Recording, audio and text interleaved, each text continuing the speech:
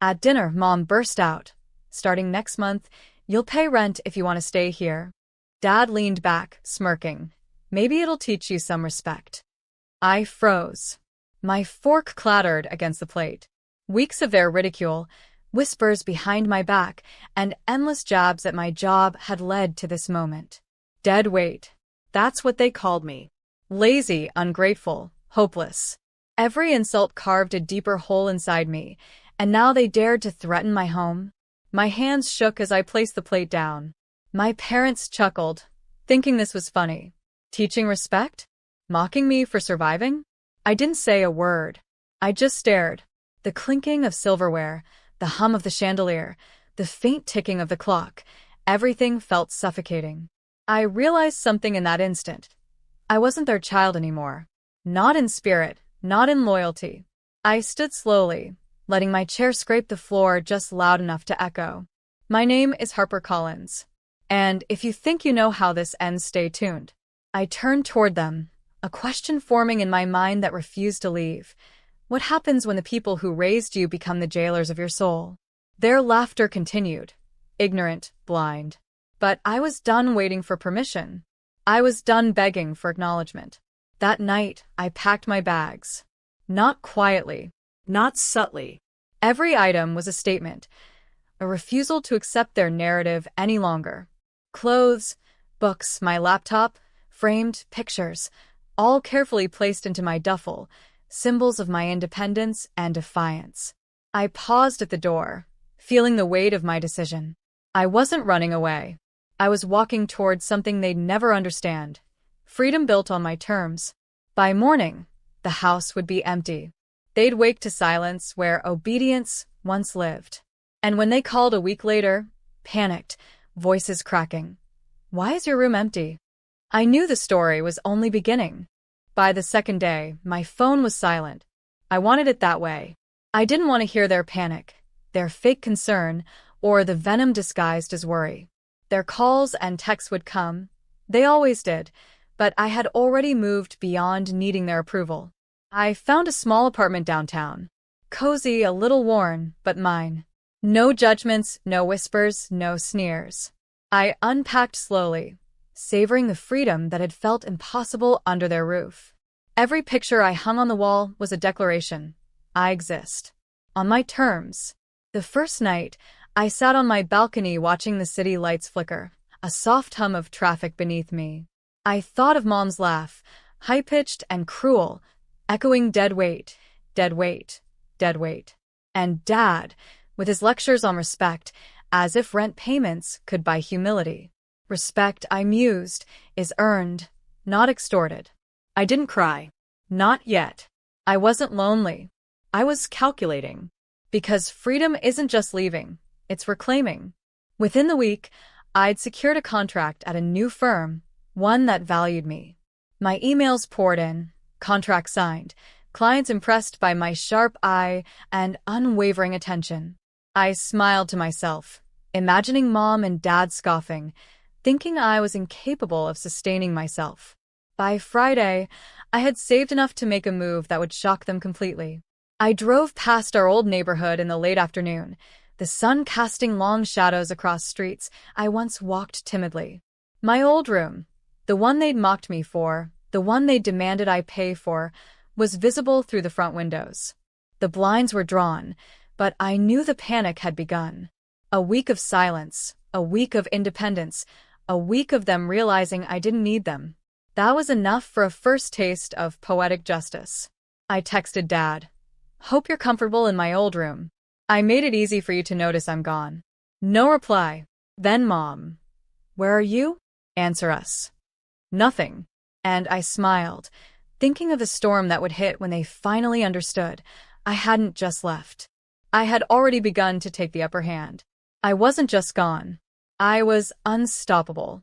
By the second week, the calls became frantic. Dad's voice cracked like a whip over the phone. Harper, pick up. What's going on? Mom's texts came in rapid fire, each one more desperate than the last. You can't do this. This is your home. I ignored them all. Silence was my ally now. Every unanswered call was a stitch in the armor I was building around myself. Every unread message was proof that I was no longer their pawn. I walked through my new apartment, running my hands along the walls as if I could absorb the freedom. Each step echoed louder than their ridicule ever had. Their words, dead weight, useless, spoiled, were fading, losing power with every contract I signed, every project I completed, every client who thanked me personally. I smiled when I checked my bank account. All my money, my hard work, untouched by their judgment. I realized then what I had always known. The problem wasn't me. The problem was them, their need to control, to belittle, to force compliance through fear. That night, I stayed late at the office. The city lights reflected in the glass, and I imagined my parents sitting in their dining room, talking, panicking, realizing that the girl they mocked was thriving without them. It was delicious. But the best part hadn't come yet. I made a decision. I wasn't just going to disappear. I wasn't just going to survive. I was going to send a message that they couldn't ignore. I purchased a small, inconspicuous security camera, nothing fancy, just enough to capture what would happen next. The following evening, I walked past our old house. Through the windows, I could see Mom pacing, wringing her hands, Dad muttering under his breath. Their fear was tangible, filling the room like smoke. I sent a single photo to their phones. My shadow in the hallway of their home. My old home. Mom's phone vibrated. She looked, gasped, and froze. Dad followed, pale and sweating. Their eyes locked onto the figure they couldn't reach. I was everywhere they weren't expecting. And in that moment, I realized the truth of my power. Leaving them behind physically wasn't enough. Showing them I had grown beyond their reach, emotionally, financially, mentally, was the real victory. They had created dead weight. I had created freedom. By the third week, my parents were unraveling. Their friends had noticed the tension, whispered questions about why I hadn't answered calls, why my room was empty, why the house felt smaller without me. The whispers reached them like frost creeping under doors, cold and relentless. I watched it all from my apartment window, sipping coffee, the city humming beneath me. I had a front row seat to their panic, and it was intoxicating. Every day, a new layer of their arrogance peeled away. Every desperate phone call or frantic text reminded me how powerless they were against my resolve. Then came the audacity of my next move. I contacted the landlord of our old house, discreetly. Explained the situation without revealing too much, only enough to ensure the old property was monitored for any unauthorized access. My parents had assumed I'd left everything behind. They hadn't counted on me knowing the house like the back of my hand, or being capable of turning the tables without stepping inside. I spent days preparing small, strategic reminders of my independence. Furniture I had sold, accounts I had closed, keys I no longer held. All visible, all undeniable. Every item missing from the house was a testament to their failure to control me. And then the evening came. A delivery arrived, a small package for Mom, addressed with my handwriting. She opened it, eyes widening, hands trembling. Inside, a note. This was never about money. It was about respect. I have it now. You lost it. Dad read it after she screamed. He looked around the empty room, the absence echoing like a drum. His jaw tightened. His voice faltered. She's gone. And she doesn't need us. I smiled. My heart pounded in rhythm with the truth I had built. Every insult, every mockery, every forced lesson they tried to teach me had only prepared me to strike back in the quietest, deadliest way, with success. By now, they were panicking openly. Friends whispered. Neighbors noticed. The aura of control they had wielded for decades had crumbled. And they couldn't reach me. I realized something vital that night. Revenge isn't always loud. Sometimes it's silent, subtle, devastatingly effective. It's the knowledge that you can thrive while those who mocked you collapse under their own hubris. And I was thriving. I wasn't done yet. Not by a long shot. By the fourth week, I had fully stepped into my new life. My apartment was more than a refuge. It was a statement. Minimalist, sharp, Every object chosen not for comfort alone, but to reflect control, independence, and power. My career was flourishing, clients praising my decisiveness and precision, and I began to see a life unchained from their constant judgment. Then came the call I'd been waiting for. Mom, her voice high and frantic. Harper, why aren't you answering? I didn't.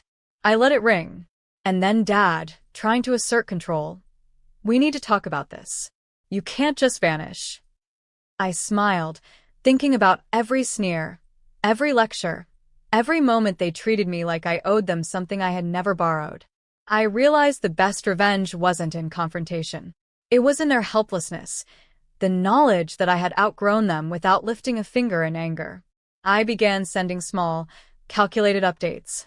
Not calls, not texts, carefully curated glimpses of my life that they couldn't ignore. A photo of my new office with my name on the door. A picture of a client check deposited into my account. A short video of me laughing with friends at a downtown gallery opening.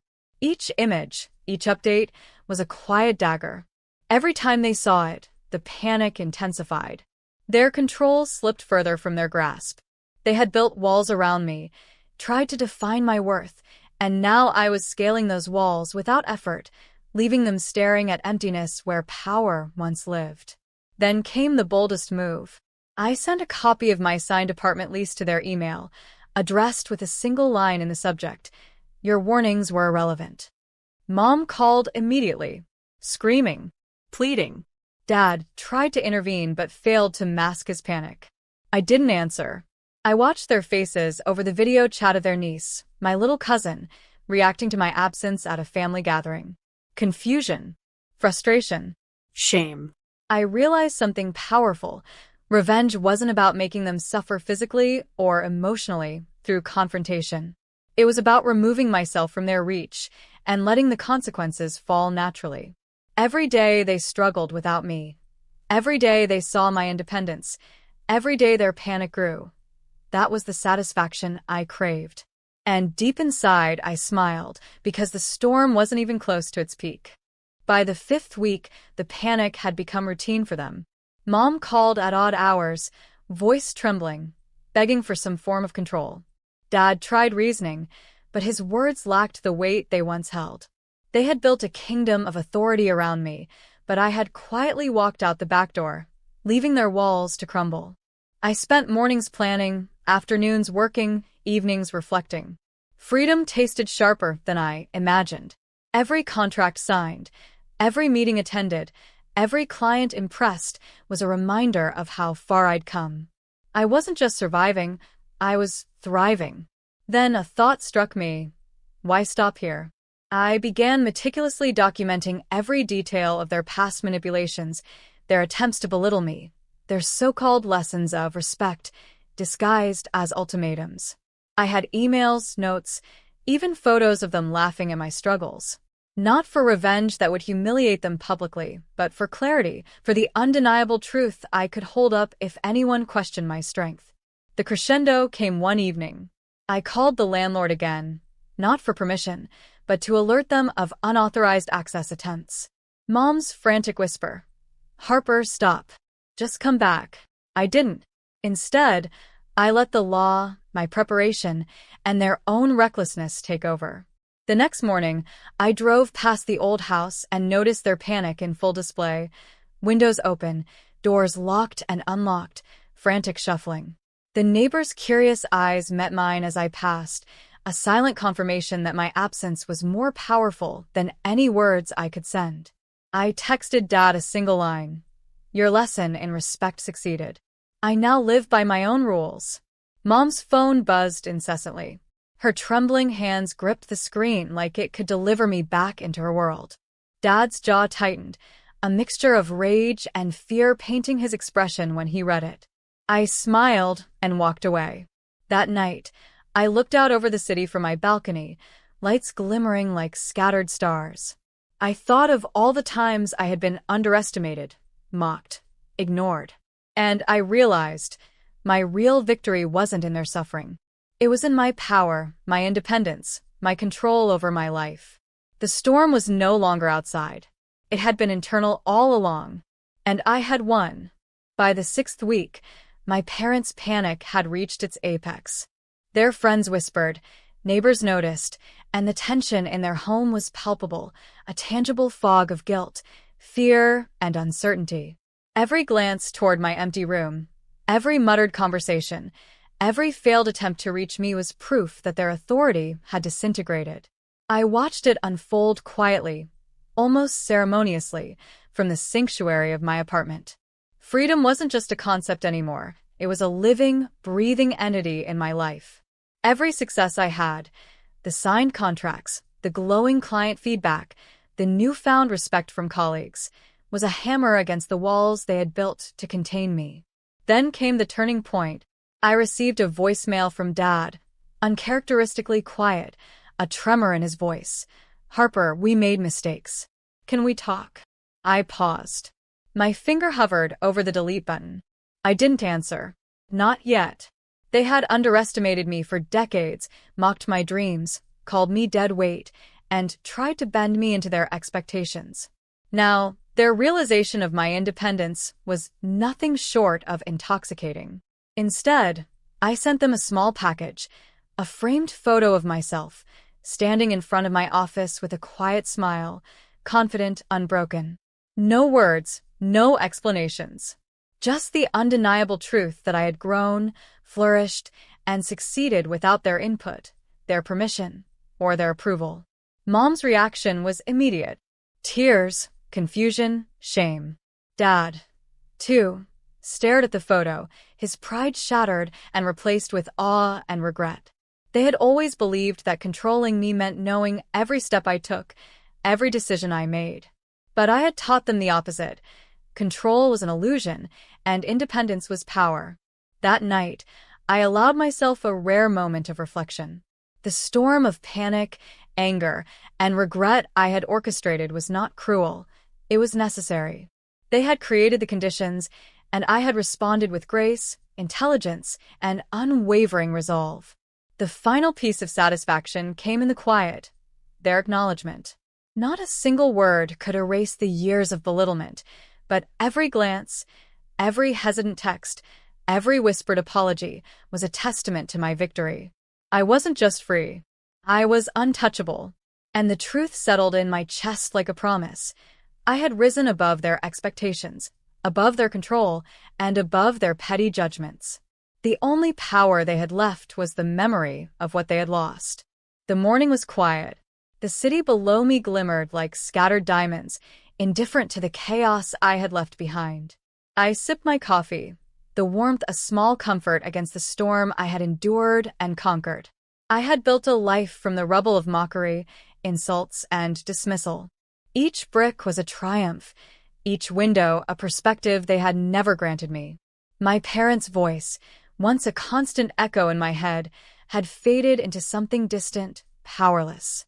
I called them, not to argue, not to plead, not to justify, just to close the circle. "Mom, Dad," I began, my voice calm, measured. "I'm living on my terms now. Every insult, every lecture, every attempt to belittle me, it only prepared me to thrive." There was silence on the line, a weight of realization. They heard it, the truth they had ignored, the power they had underestimated. I continued, "I'm not angry anymore. I'm just free. And that's all you need to know. Respect is earned, not demanded. And I have it, in every choice I make, in every success I achieve. You don't get to take that from me." Mom whispered something I couldn't fully catch, a mix of awe and regret. Dad remained quiet, his pride and fear colliding in the same pause. I hung up. Later that evening, I walked through my apartment, each corner familiar, each object a testament to independence. I realized the beauty of true revenge. It wasn't in their suffering. It wasn't in confrontation, in yelling, in public humiliation. It was in my liberation, my growth, my refusal to be small in a world that demanded I be lesser. I opened a drawer, pulled out the letters they had sent, the mockery they had crafted, the ultimatums they had believed would break me. I burned them, the flames dancing like a quiet symphony of justice. Each curl of smoke carried away the weight of years, the bitterness, the shame. I stepped onto the balcony, the city lights stretching infinitely before me.